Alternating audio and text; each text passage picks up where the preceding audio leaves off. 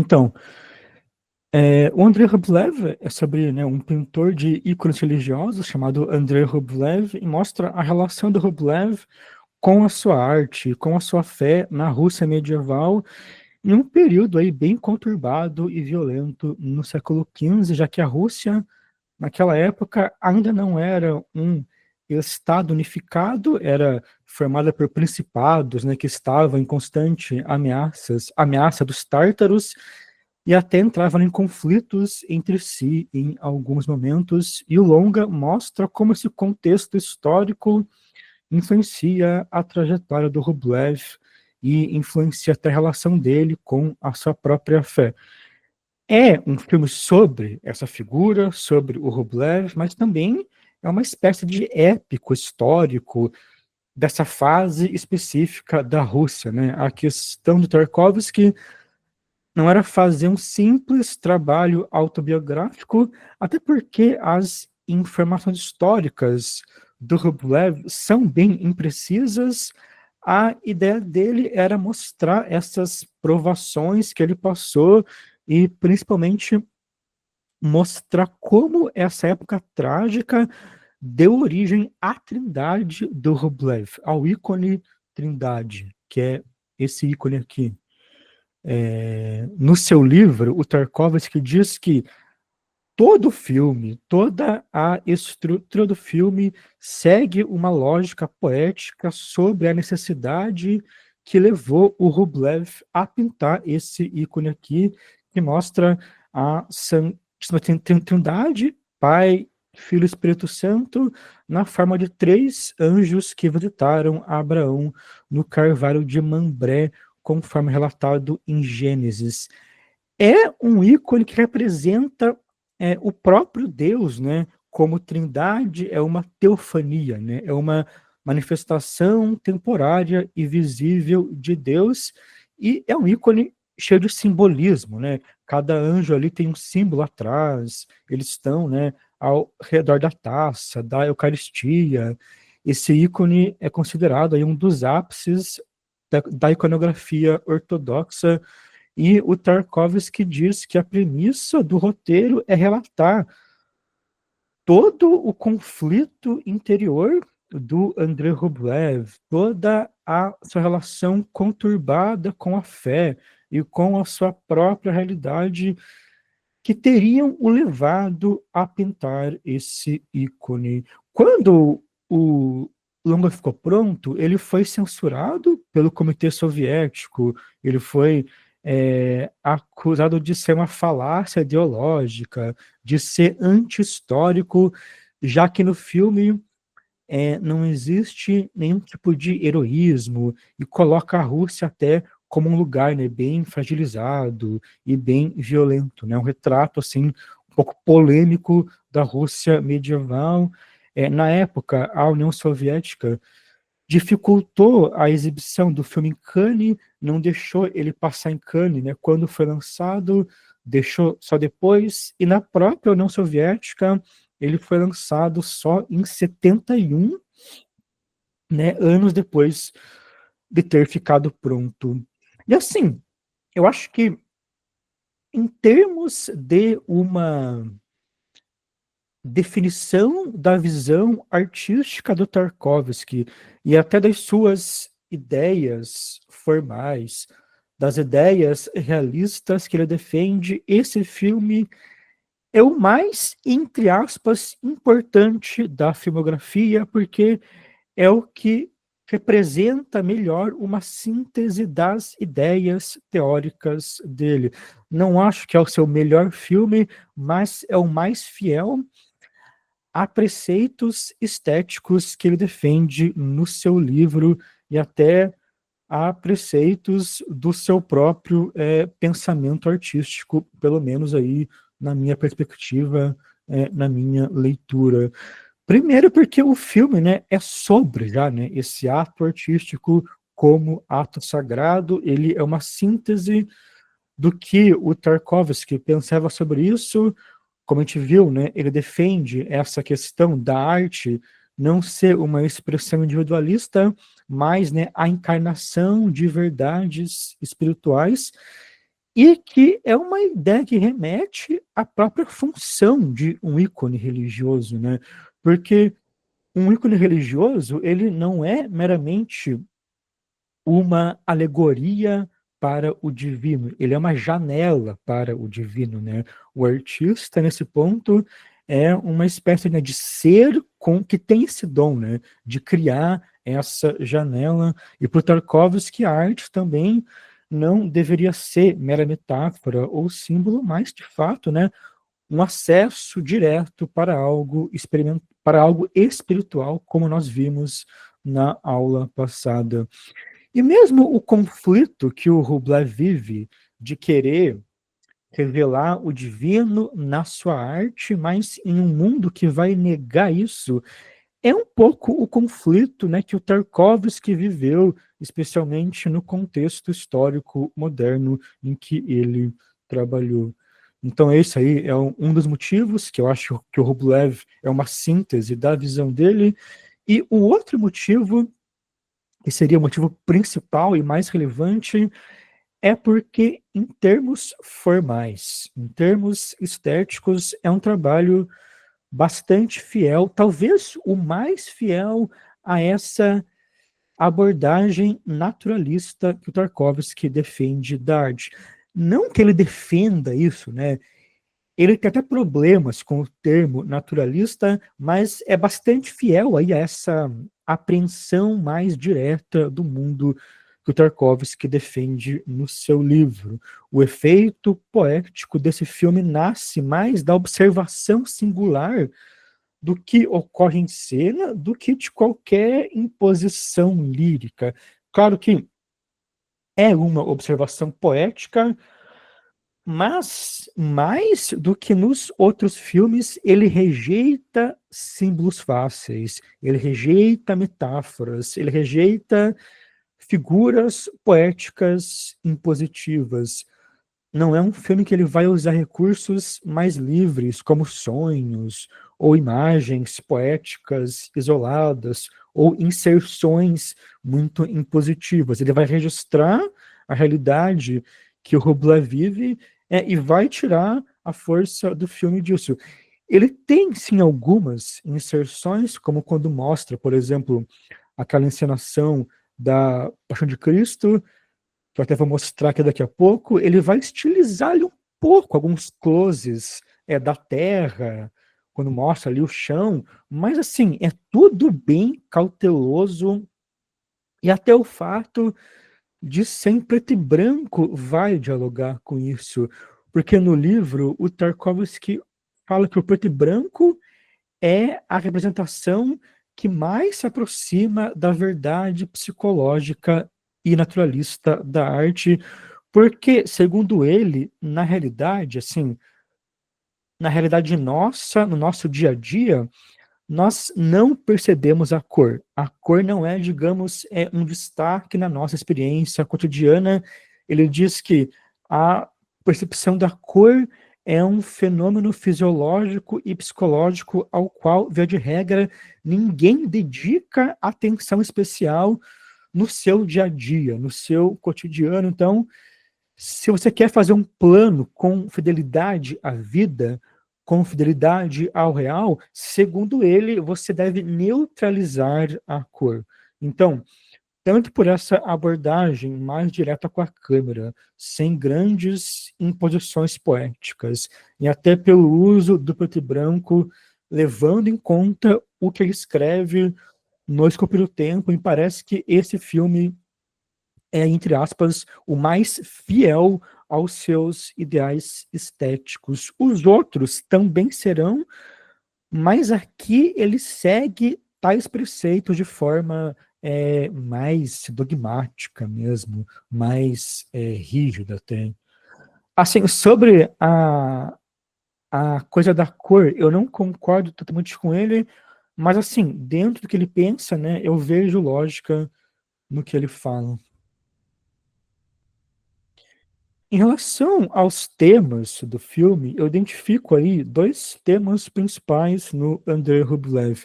O primeiro é essa banalização da figura do Rublev, que está ligado um pouco a essa experiência de santidade.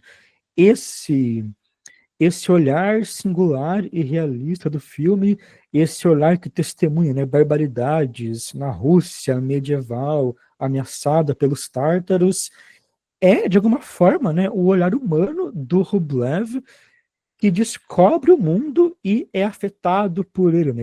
Ele sai lá do mosteiro, descobre o mundo e é afetado por essa violência. E para esse olhar se tornar humano, eu acho que o Tarkovsky ele vai banalizar toda a experiência do personagem no sentido de torná-la mais espontânea para alcançar essa intimidade com o personagem e mesmo para testemunhar aspectos da sua vida interior, existe um processo desde o início que torna a presença do Rublev trivial. Ele é filmado como, digamos, alguém comum, não como alguém superior ou grandioso, justamente para evidenciar essa experiência de humildade e de, né, autonegação do santo, né? Todo santo que é santo, ele se reconhece como alguém ordinário, né? Os santos que escreveram alguma coisa escrevem geralmente sobre a sua pequenez diante, né, de Deus e do mundo. Eu acho que ele vai trabalhar com essa figura do Rublev como uma figura mais trivial para representar isso. E o outro tema que eu acho que é bem relevante no filme é sobre essa presença de Deus, ou esse silêncio de Deus, em tempos de tragédia, né? O Rublev, depois que sai do mosteiro, vai se chocar com o mundo, ele vai tentar pregar uma não resistência, né, ao mal, vai tentar pregar, né, uma ação totalmente pacífica, mas acaba até matando um homem para defender uma mulher ali, em certa cena do filme, e isso abala a sua fé nele mesmo, no seu talento como uma dádiva divina, e abala a sua fé na humanidade, né? Ele não passa a ver sentido em pintar depois disso, e ele mesmo se vê como um pecador e entra, né, em crise depois que mata aquele homem. Acho que o tema central é meio que esse, né? Como expressar o divino em um tempo que rejeita o divino e que rejeita o divino com uma violência física, até, né? Com uma ação física muito impositiva. Aquela sequência dos tártaros invadindo a igreja é uma das mais marcantes do filme, e é meio que um dos traumas mais marcantes para o Rublev, né? O Tarkovsky, quando fala desse tema, né, do filme, no livro, ele diz que é como se a cruel verdade da vida, tal como o Rublev a observa, estivesse em gritante contradição com o ideal harmonioso do seu trabalho. Agora, entrando em questões mais estéticas, mais formais, quando o Tarkovsky vai comentar do filme no seu livro,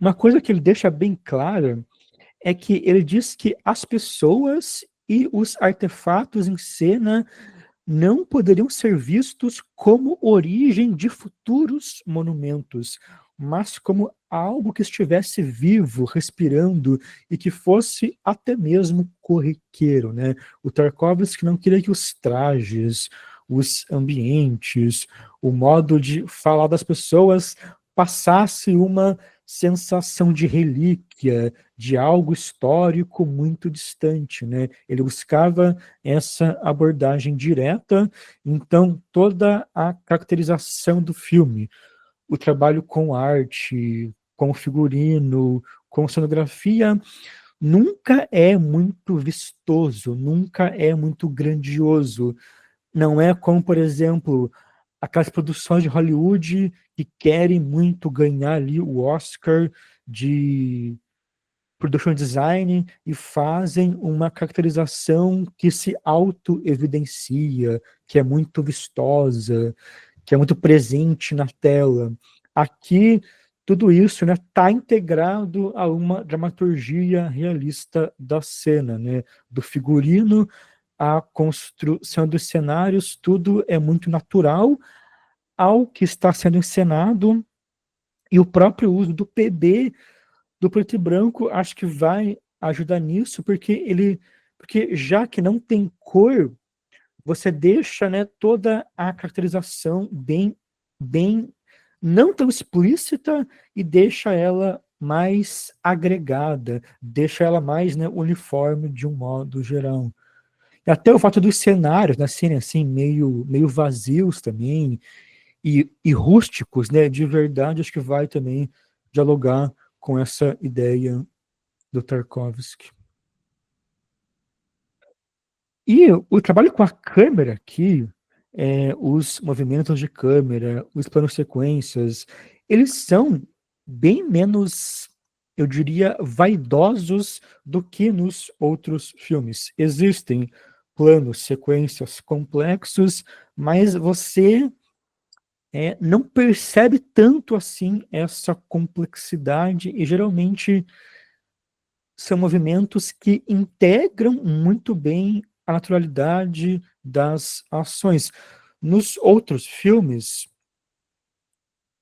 quando a câmera se movimenta, ela parece um pouco mais marcada, um pouco mais ensaiada, um pouco mais rígida ou até um pouco mais flutuante, um pouco mais seguindo ali uma lógica da própria câmera. Aqui, a câmera é um pouco mais observacional e direta, algo que tem relação com o fato, né, de ser um trabalho com muitos diálogos, mas que, por exemplo, já vai se diferenciar muito até do Infância de Ivan, enquanto os diálogos do Infância de Ivan tentavam, né, reinventar plasticamente algumas convenções, usavam ali espelhos e sombras para representar um plano e contraplano. As cenas de diálogos aqui são bem diretas e são pouco estilizadas. Eu vou exibir aqui uma cena do Quírio com o Teófanes para a gente perceber isso melhor.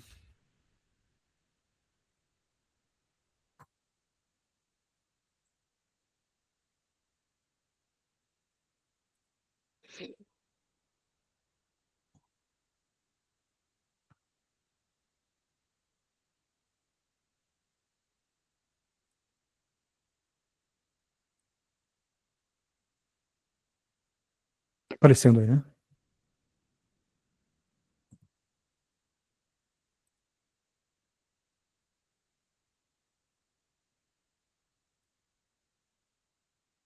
Он ведь как брат мне.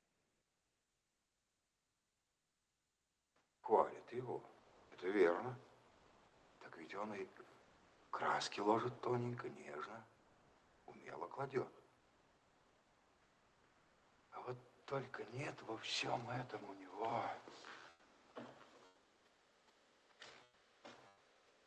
страха нет. Веры. Веры, что из глубины души исторгнута. А и простоты. Как это у Епифании-то Сергиевой добродетель-то сказано? Простота без пестроты. Так ведь вот что это. Это святое. Простота без пестроты. Так лучше-то и не скажешь. А ты, я гляжу, мудрен. А коли и так, хорошо ли это? Может, лучше-то во мраке неразумия велению сердца своего следовать? Во многой мудрости, много печали. И кто умножает познание, умножает скорбь.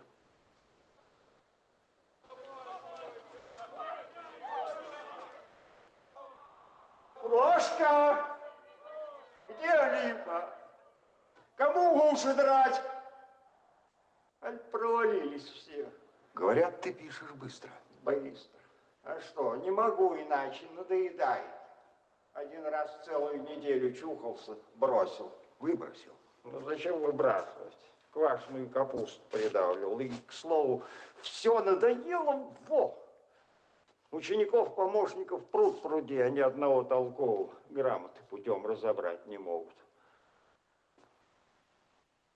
Слышь, иди ко мне в помощники.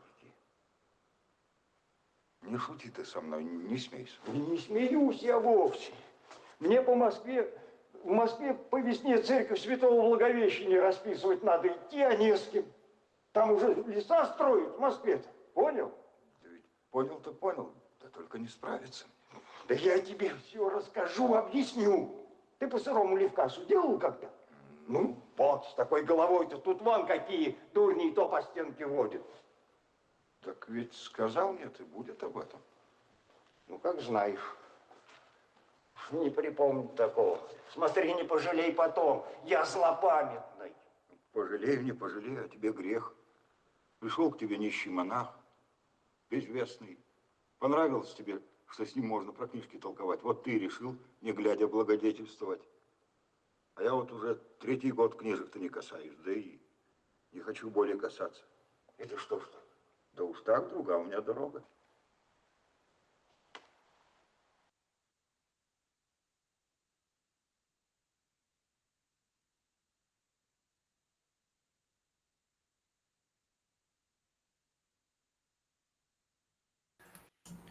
O Esse microfone. diálogo, sem ninguém. Esse diálogo, pelo menos esse começo do diálogo, ele resolve com um plano só, né? É um plano sequência com movimentos de pan da câmera, que quando a câmera, né, se move de lado ali no seu próprio eixo e com um trabalho de movimentação dos atores. E é um plano em que a câmera ela está no tempo dos atores, né? Quando, por exemplo, quando o Kiro levanta aqui, Только нет, ó, a всё. câmera levanta, né, junto com ele, né? Этому у него. Ó, a câmera vai seguir ele.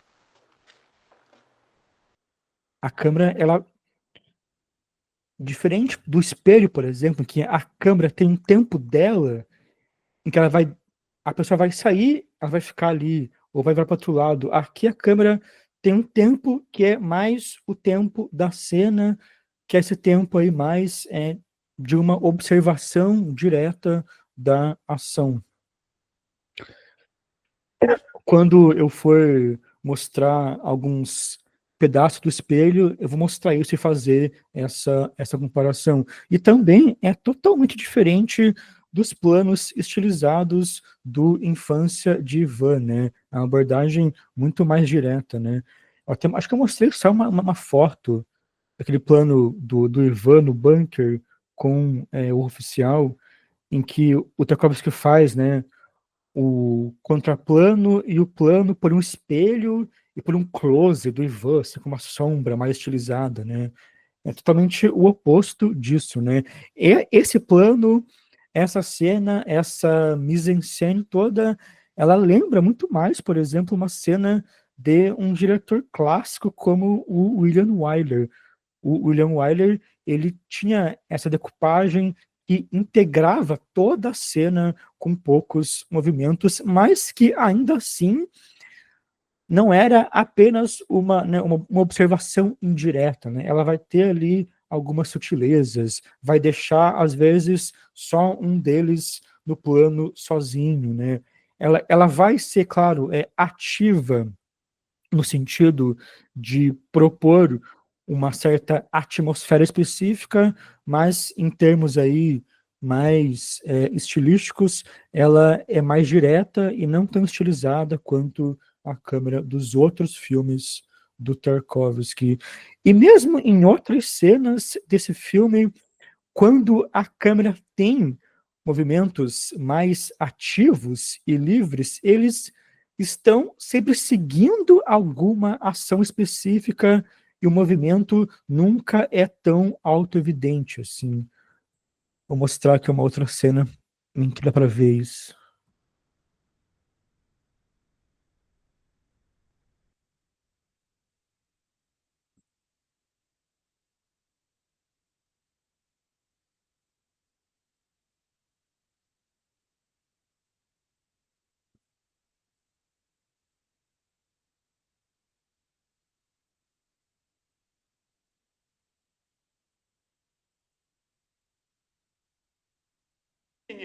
Все покрывает, всему верит, всего надеется, все переносит.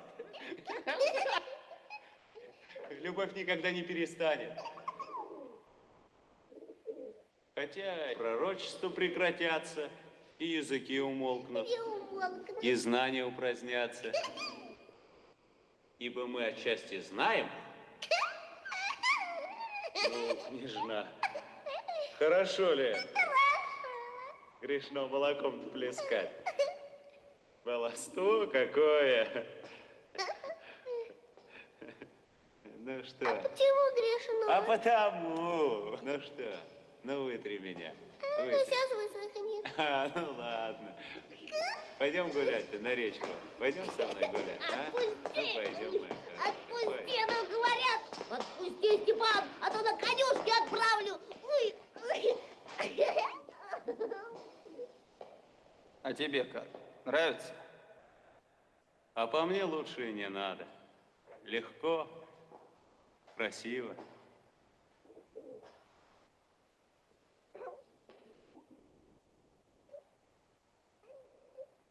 Легко.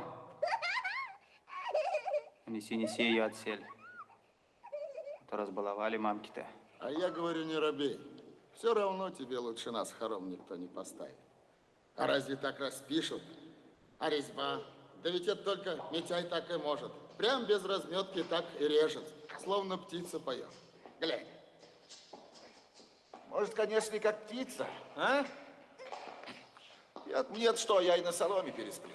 А ты великий князь. А что, не нравится? Я так скажу. Все переписать надо. И стены, и потолок, все. Только поярче, посильней. Да я 40 лет по этому делу. Да не в умении дело, а в том, чтобы умением этим князя великого прославлять. Ну, будет. Ступай. Ничего переделывать не станем. Потом уходить нам пора. Уж на другую работу подрядились. Уж ждут нас в Звенигороде. Где? Ну да, к братцу твоему. Там уж и камень свезли. Хорош камень. Белее, чем этот-то. Как приезжал на Пасху братец твой, тогда и поладили. Что хотите, говорит, то и делайте. Денег не пожалеем. Еще оброку назначу. Только чтоб поставили хоромы самые хорошие. Звенигород, так в Звенигород.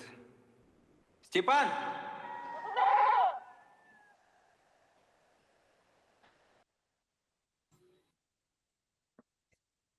Então, essa é uma cena com uma ação bem mais espontânea, e a câmera se move mais, né? Ela mostra ali o Grão-Duque, né, vendo o trabalho que os pintores fizeram na sua mansão. A câmera se mexe mais, mas nunca são movimentos, digamos, gratuitos e estão sempre acompanhando uma ação. Não é como no espelho, em que a câmera vai flutuar mais livremente sobre as cenas, é uma abordagem bem mais direta, em que a presença dela é sentida, mas ela não é tão independente assim, né? Até quando passa, por exemplo, de um para o outro personagem, ela usa o andar deles para justificar, né, esse movimento. Tem uma cena que dá para ver bem isso aqui. Aqui esse Trevli acompanha o Тебе Grão-Duque. лучше нас хором никто не поставит. А разве так распишут? А резьба? Да ведь это только Митяй так и может. Прям без разметки так и режет. Словно птица поет. Глянь. Aí ficou no outro e começou a acompanhar o outro. Может, конечно, и как птица, а? Então é sempre uma câmera com o tempo da cena, com o tempo dos atores, com sempre alguma ação vai justificar, né, esse movimento da câmera.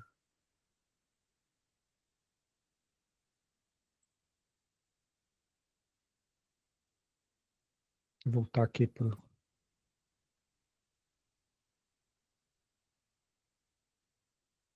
E mesmo quando o trabalho vai propor uma montagem mais poética ou mais aberta, ele vai partir também dessa apreensão mais direta da cena.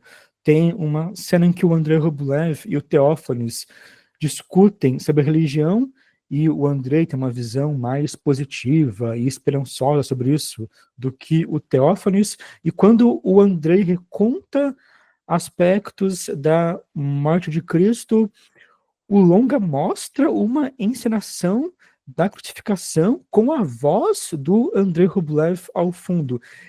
E é uma voz que fala sobre algo profundo, num tom poético, mas, assim, ainda é a voz do diálogos deles. Então, ainda é uma voz de origem naturalista. Ainda é uma voz ali, né, entre aspas, diegética daquela cena anterior.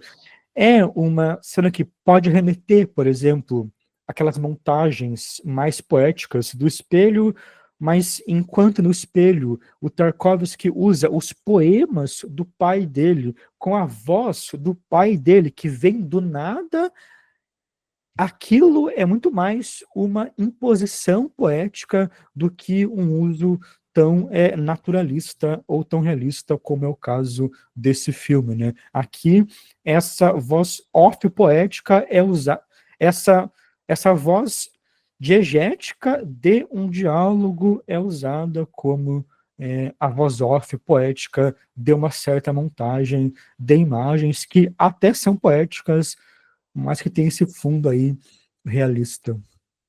Vou mostrar aqui essa cena também.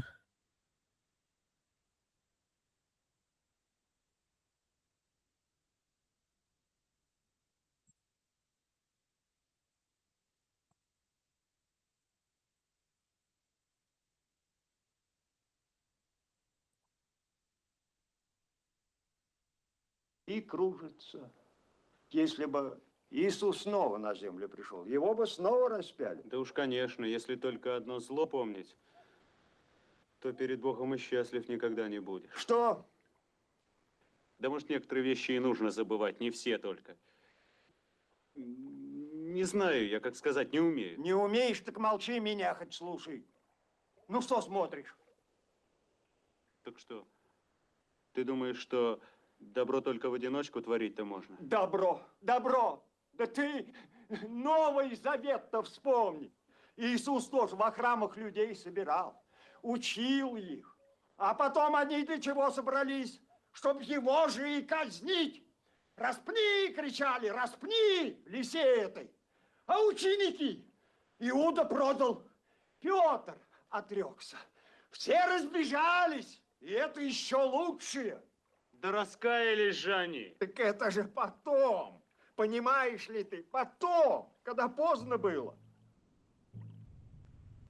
Ну, конечно, делают люди и зло, и горько это. Продал Иуда Христа.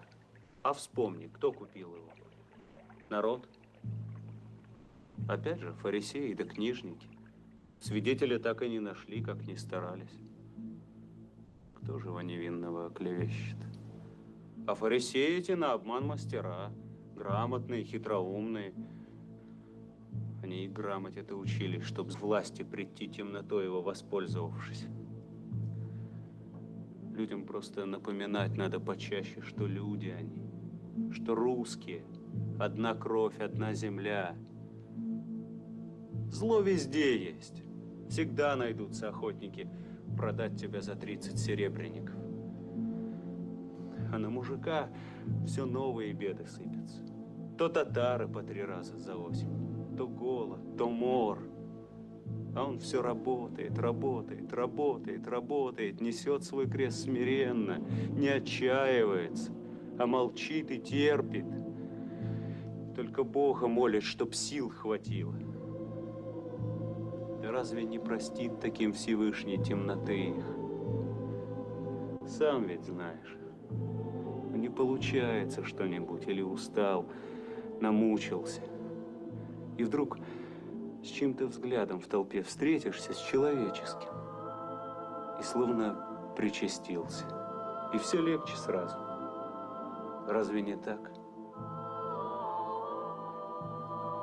Вот ты тут про Иисуса говорил. Так он, может быть, для того родился и распят-то был, чтобы Бога с человеком примирить. Ведь Иисус от Бога, значит, всемогущий. И если умер на кресте, значит, и предопределено это было. и распятие, и смерть его дело руцы Божий, и должно было вызвать ненависть не у тех, кто распял его, а у тех, кто его любил, ежели бы они окружили его в ту минуту. Ибо любили они его человеком, а он сам по своей воле покинул их, показав несправедливость или даже жестокость.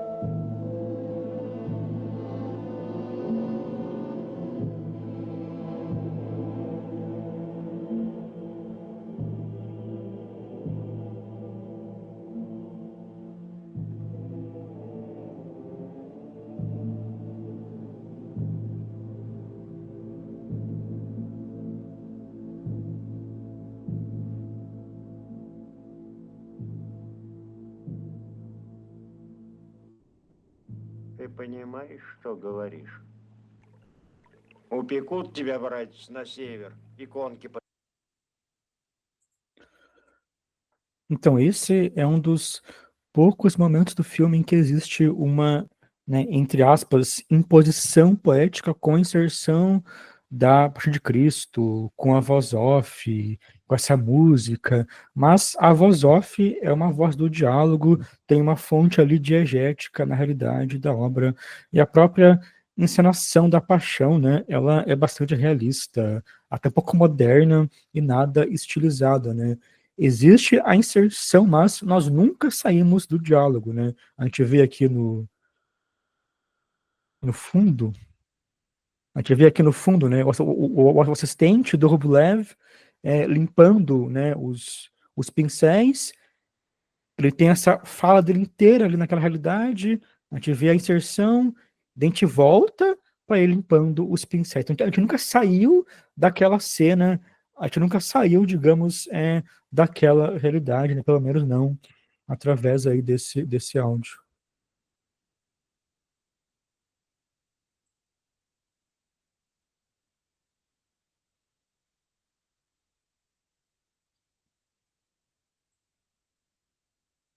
Até o modo como o Tarkovsky usa a violência tende a seguir essa abordagem não estilizada e mais direta, naquela sequência do ataque dos tártaros.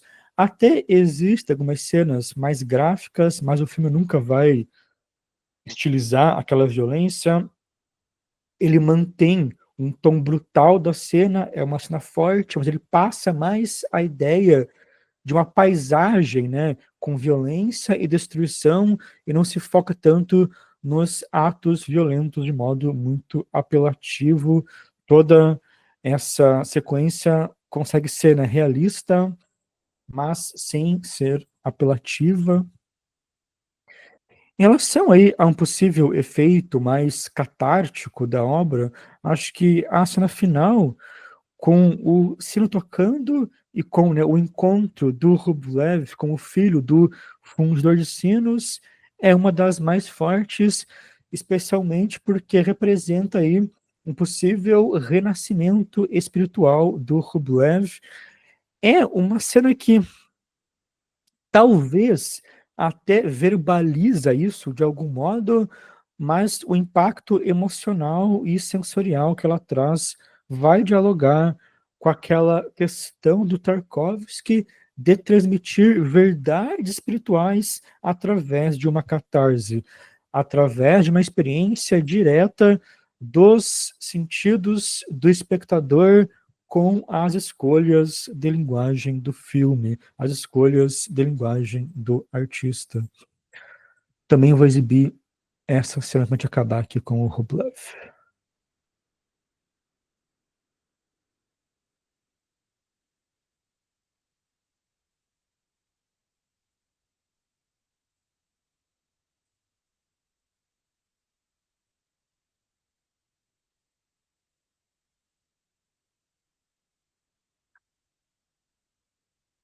Su Maria Vergine che questa campana non suonerà, ma non potrà affatto suonare. Vostra Eccellenza vuol fare una scommessa? A me sembra che voi sottovalutiate la situazione senza via di scampo di questa gente, di quelli cioè che hanno costruito questa campana. Só para dar um contexto aqui, né? Nesse final, o garoto diz que ia fazer o sino, mesmo sem saber fazer um sino, e aqui eles vão ver se de fato vai tocar o sino, se o que ele fez, né, deu certo ou não. Mi devi scusare, ma io per ora non mi azzarderei a chiamare questo coso una campana. Eppure, Vostra Eccellenza, essi comprendono perfettamente che il Gran Principe staccherà loro la testa se questo aggeggio non suonerà. A giudicare dall'aspetto dell'imberbe si direbbe che è un po' emozionato da questa circostanza. Non ti pare? Vostra Eccellenza, ha sentito dire che il Gran Principe ha tagliato la testa a suo fratello? Sembra fossero gemelli. Guardate che stupenda ragazza. Dio mio.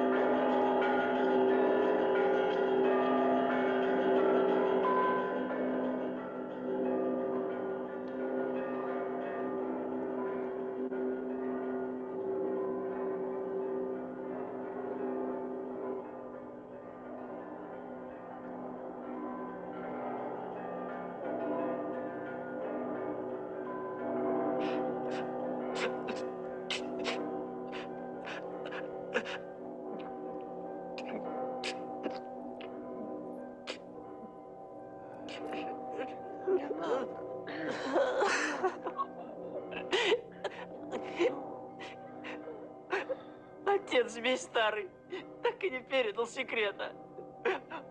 Помер, так и не передал. В могилу утащил, жила рваная. Видишь, как получилось. Ну хорошо, ну чего ты? Вот и пойдем мы с тобой вместе.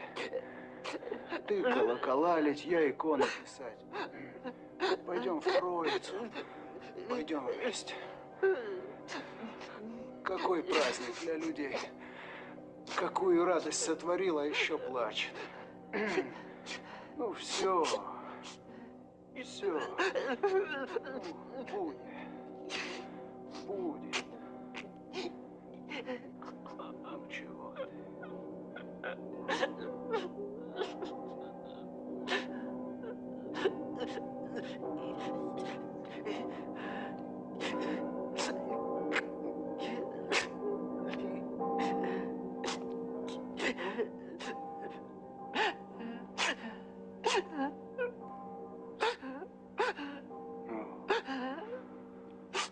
Ну все, хватит, хватит, успокойся. Все. Ну будет, будет. Будет.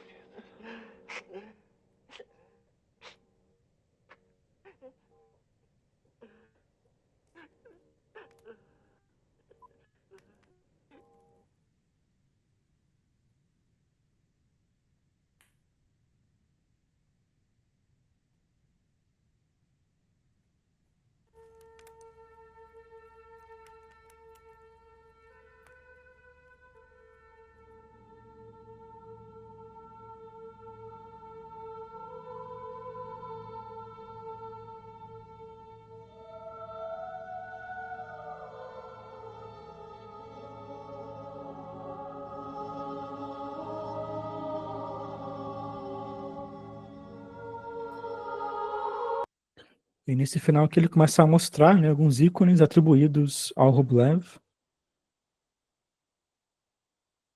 Um final bem longo até. Mostra a Trindade e outros.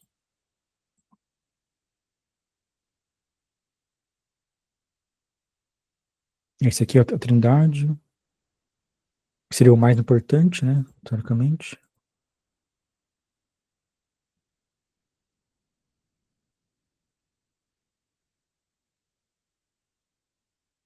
E no final ele tem esse plano final aqui, mais misterioso.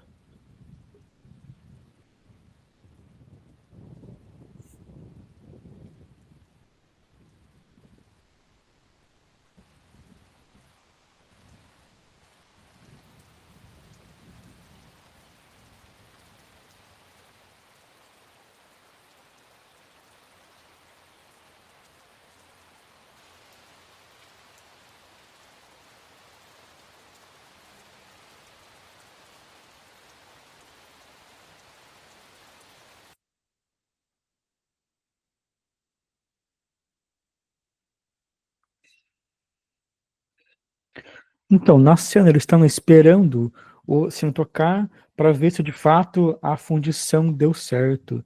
E se o garoto conseguiu produzir o sino que até ali, né, ele dizia que conseguia fazer, e no final disse que o pai dele não passou para ele, né, esse talento, não ensinou ele a de fato fundir sinos. E depois que o sino toca, ele começa a chorar, ele conta para o Rublev que o pai dele nunca ensinou ele a fundir sinos, e aí o Rublev volta a falar, né? Ele estava até ali em um voto de silêncio, e sem pintar, ele diz que os dois devem trabalhar juntos, né? Ao testemunhar tal situação, ele se dá conta de que o dom artístico é um dom dado por Deus que deve ser honrado em todas as situações, né? E essa é uma espécie de renascimento espiritual do Rublev. E até a questão, né, do sino do som disparar isso reforça essa ideia de uma presença de Deus, e é um renascimento que acontece a partir de uma via concreta. O Rublev não teve nenhuma experiência mística ou sobrenatural. Ele teve esse renascimento a partir da observação dele do garoto. Ele presenciou todo o processo do sino e no final existe essa espécie de redenção. A realidade concreta do mundo desiludiu o Rublev a partir de tudo de trágico que ele viu, mas também essa mesma realidade foi capaz de trazer essa experiência santificadora, o que também trata um pouco uma ideia mais dogmática da fé, de você ter fé mesmo sem ter provas sobrenaturais da existência de Deus, mesmo sem passar por experiências místicas intensas. O fato do garoto ter feito o sino sem saber, até pode ser, né, um milagre, entre aspas, mas na verdade o milagre já é o seu talento artístico, né, aqui no mundo real, no mundo concreto, né. A maior prova de que Deus existe está justamente no mundo real, em como as coisas prosperam apesar de tudo. Depois disso, o Tarkovsky vai cortar, né, da imagem em preto e branco, daquela madeira em brasa, para a imagem a cores dessa mesma madeira, e depois, né, em cores, ele mostra ícones atribuídos ao Rublev. Isso também passa a sensação de que, enquanto o preto e branco, né, mostra ali uma realidade concreta, o colorido está próximo de uma certa realidade superior, ou está próxima dessa janela para o divino, que não seria uma mera janela do nosso plano, digamos assim, né? O mundo ganha cor quando é tocado por esse espírito criador, já que, como eu falei, o ícone religioso seria mais essa janela direta para o divino e não uma simples alegoria do divino, ainda mais na tradição ortodoxa, né? O ícone não é um ídolo, ele não é algo que deve ser adorado como o divino em si mesmo. Ele é um canal de encontro com o sagrado, é uma janela direta para isso, né? A imagem do ícone já é, digamos, um meio de comunicação com o transcendental. E assim como em vários outros filmes, o que media essa passagem para um possível regime espiritual é um elemento da natureza. Ali é o fogo e depois ele termina ainda com uma imagem envolvendo água. Então, volta um pouco essa ideia de elementos da natureza como elementos que mediam essa passagem, né? Desde o compressor, isso existe, e isso vai se repetindo de algum modo.